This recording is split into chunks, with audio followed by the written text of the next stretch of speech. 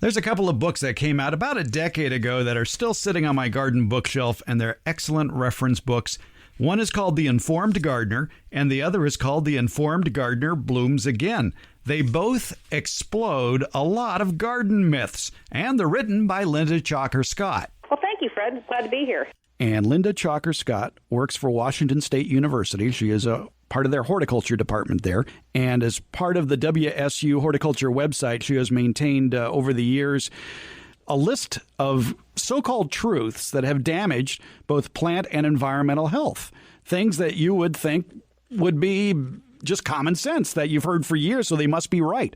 Well, as the title of a 1970 Firesign Theater album once proclaimed, everything you know is wrong. And it's certainly very true when it comes to horticulture. As things change, plant names change, chemicals change, research changes. Well, your book is certainly a compendium of information that is going to make people scratch their heads. Or sometimes worse. Yes, but just looking through the index as far as the myths that you tackle, there are several that I have check-marked that people may think, oh, that can't be true, but it is. And first off, you deal with the myth of drainage material in containers. And for years and years and years, we have heard about when planting in containers, put some gravel or some broken up shards of a pot at the bottom to improve drainage. And it always struck me that wouldn't that actually clog up the drainage holes? But you take it a step further and look at the flow of water involved. You know, and Fred, I used to do the very same thing. In fact, many of these myths, if not all of them, are things that I used to do. And this is even when I was getting my PhD in horticulture. So it's not from lack of knowledge. It's just understanding a lot of these myths that have just come across as being fact. And the drainage one is a really interesting one because intuitively it just makes sense, you know, to all of us. If you think about water, you know, percolating through soil, that all of a sudden when it encompasses the pebbles or pot shards, it's going to flow faster. And actually what happens is that it stops flowing and starts moving horizontally through that same soil that it's already in and creates this perched water table. And that would explain sometimes the white ring you might see around a ceramic pot. Exactly. But it's interesting that it actually inhibits the flow of water through the drainage holes. Yeah, and the reason is because water moves really readily through soil or materials that have about the same particle size and pore size, and once it encounters something that's a little bit smaller or bigger, then it stops, and it's not until you get a lot of gravitational force behind it that continues to move downwards. And a lot of people complicate matters by having few, if any, drain holes, and they're maybe too small, and then they put the pot straight on the ground, and that inhibits the outflow even more. Oh, yeah. So it's always a good idea to raise your containers off the ground by a quarter inch or a half inch or so on a plant stand or some container legs, just to allow some airflow beneath it and also to help keep those holes unplugged. Right. And so I guess the bottom line would be to whatever you fill the container with, be consistent. Exactly. And it makes it a little bit tough, you know, when you get down to those drain holes if you're using some kind of potting media that is going to run through the draining holes. And what I've found is if you just take just a little piece of newspaper or tissue paper, something that's going to break down pretty quickly, and just to temporarily cover that hole, it'll hold the soil in, and then by the time the paper breaks down, you know, the soil is not going to be moving through there anymore.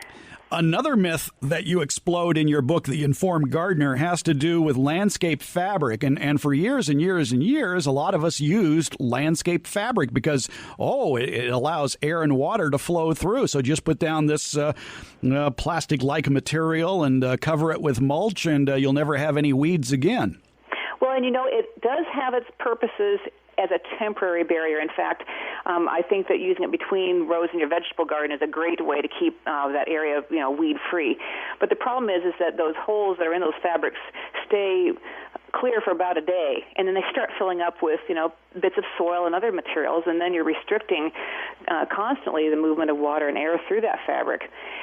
Plus, it doesn't stop weeds from growing, as you've probably seen in older landscapes where there's been fabric down for a while. You know, dirt starts to settle on top of it, weed seeds blow in, and then you have a nice crop of weeds growing right on top of your fabric. And a lot of times, too, you'll see those weeds, and you'll go to yank them out, and you bring up half the landscape fabric with it. That's right. Do you have time for a little story? Sure. Anecdotal story. When we moved into the house we have right now, I'd gone out to work a new bed, put some perennials in, and I kept on hitting something hard about 6 inches below the surface of the soil. Finally dug it all up, and it was fabric that the previous owners had put down to keep the weeds out. And it was just completely colonized with bindweed and with horsetail. It was just a mess. And so it obviously wasn't keeping them out at all, but it was really inhibiting water movement, earthworm movement. Anything that needs to go up and down in the soil gets really bound up by these fabrics. One thing I have noticed in areas where I have put down a landscape fabric and then went to remove it, when I removed it, roots from nearby shrubs were close to the surface. Well, yeah, and that's partially because they'll grow through, where you have seams of the fabric coming together, they'll find those breaks and grow through them. And more damaging is when you do pull those fabrics up, then you're yanking up all those fine feeder roots from your trees and shrubs. The option then is what? Well, the option obviously is not to use them in the first place. But if you do have them down and you want to remove them and use something that's a little bit more root-friendly, I would certainly not be removing it in the summer when you're really going to be having a lot of water stress anyway. Wait till wintertime when trees have gone dormant and you can remove those fabrics and replace them with a different kind of mulch.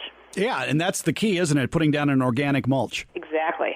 And that can be maybe wood chips or your own trees chipped and shredded. Sometimes it's a good idea to invest in a chipper shredder rather than a rototiller, because with a chipper shredder, you can take those fallen tree limbs or prunings and make a really nice mulch, and you're not importing somebody else's problems into your yard with their chipped wood. I keep on saying that's what I want for Christmas is my very own shredder for that very, very reason, because I would love to be able to use, the downed limbs and other cuttings and shred them up and use them on my own landscape. Barring that, I do use arborist wood chips for the very same reason, although I don't know where they come from. At least they're local, and it's keeping them out of the landfill, and they make a really great organic mulch for a landscape. Do you let them age before you use them? I personally don't. I've never had a problem, and sometimes with some of the work that I was doing with students, we didn't really have the luxury of letting them sit. We had to use them right away. And actually, I love them because they smell so great when they're fresh, and I really like working with them then. A lot of the concerns with wood chips in terms of, would they have, if you have diseased woods chipped up, is that going to be a problem? Research has shown that no, you don't transmit disease from diseased wood down through many inches of mulch down to roots. And I always caution people, if you're concerned about pests or pathogens, by all means, let them sit on site for a while and compost. But I've seen no damage from anything using fresh chips. And being a lazy kind of gardener, I really like your advice when it comes to using wood chips as a mulch, as far as you have to take the weeds or get the weeds down before you put the mulch on, obviously. But what I like is you say to prune or mow the perennial weeds at the root crown, because pulling them out destroys the soil structure. Exactly, and you're just like me. I'm also a lazy gardener and a cheap gardener, so anything I can do to save myself some labor, I do. Yeah, and if you wait until things are really starting to go dormant anyway, and then you're mowing them down, they have less of a chance of coming back. For years, we have heard some rather unsound advice. If you have clay soil, add sand to improve its texture. But it seems to me that's a recipe for making bricks. That's exactly right. That's how you make concrete, isn't it? Yeah. How did that ever start? It's partially because of what the perfect soil consists of. And if you look at a soil triangle, the ideal loamy soils are a certain mixture of sand and clay and silt. And that's what makes a perfect loam. And so if somebody has a landscape that maybe isn't as perfect, they're thinking, well, the easiest way to solve that is to add, what they're missing. But unfortunately, most of us don't know exactly how much we would need. And the problem is, especially with a clay soil, that you have to add about 50% more volume of sand just to get that to a more sandy texture. If you add just a little bit of sand, it creates, as you say, adobe. And so you'd have to just add an awful lot of sand to really change the texture. And then the problem is that you may understand the boundaries of your property, but your trees and shrubs' roots don't. and they'll continue to grow outside your boundary. And if you've changed the texture, dramatically from what the surrounding soil is like, you're going to again have a problem with water movement, air movement, and root movement. We see that a lot with people who will dig a hole to plant a tree or a shrub, and instead of using their native soil, they'll go out and buy some premium potting soil and throw that in the hole and plant their tree or shrub in that. But as you just pointed out, what happens is the surrounding water will flow into that nice, loose soil, and it's like a constantly flooded zone.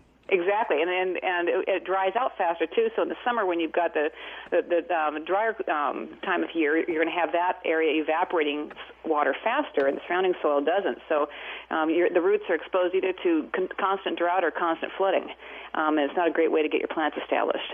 In your book, The Informed Gardener, you also tackle another myth, and it's one that I can't believe is still around, yet people will buy vitamin B1. And for you talk to anybody, and they'll describe how they put in a new tree or a shrub or a plant, and they say, oh, yeah, and I added vitamin B1 to reduce transplant shock. Right. Well, that's what marketing will do for you, and especially when we tend to think of things in the context of what we do for ourselves. And if we take vitamin supplements, many of us do take vitamin B supplements, and so you just kind of extrapolate that and think, well, it must be good for the plants too. And what people don't realize is that plants make their own. So they certainly don't need us to add that. It's just an extra cost and waste of resources to add those kinds of fertilizers to plants. And it isn't the vitamin B1 in that bottle that's probably doing your plant any good. There's small amounts of nitrogen, phosphorus, potassium, and perhaps some micronutrients that are the real keys to that. Right, and sometimes there's also a hormone, usually an auxin. It might be IAA or NAA or something like that. And those actually do have a stimulatory effect on rooting. So that type of rooting hormone or transplant hormone actually does do some good. And so those mixtures of transplant elixirs, if they happen to have a little bit of that hormone, they will have an effect, but certainly not the B1 that does it. Right, exactly. So if you think thiamine is going to help reduce transplant shock, I can save you a lot of money. Just go to the grocery store, buy some vitamin B1, the generic brand, and throw a tablet in them. If you pick up a copy of The Informed Gardener, you're going to find all sorts of exploded myths, the myth of wound dressings. We talked about we didn't talk about hot weather watering, but briefly it talks about there really is no damage to a plant if you water your plant on a hot afternoon, is there? As long as you're not using salt water, there's absolutely no damage, and you're just going to reduce the shock to it of being drought-stressed. What usually happens is when people do water, they're watering when they sing wilt, and then, of course, those leaves have been fatally wilted. They're going to develop brown edges, and so people tend to blame the watering rather than the lack of water for that brown development. But it's not the water that's burning the leaves. And it's what I like is a lot of your solutions apply mulch. That's right. I like that. Yep, I do too. A decent, healthy soil, you're going to have decent, healthy roots and a decent, healthy plant. Linda Chalker-Scott, author of 2 great books, The Informed Gardener and The Informed Gardener Blooms Again. Thanks for a few minutes of your time. Well, thanks, Fred. I enjoyed it.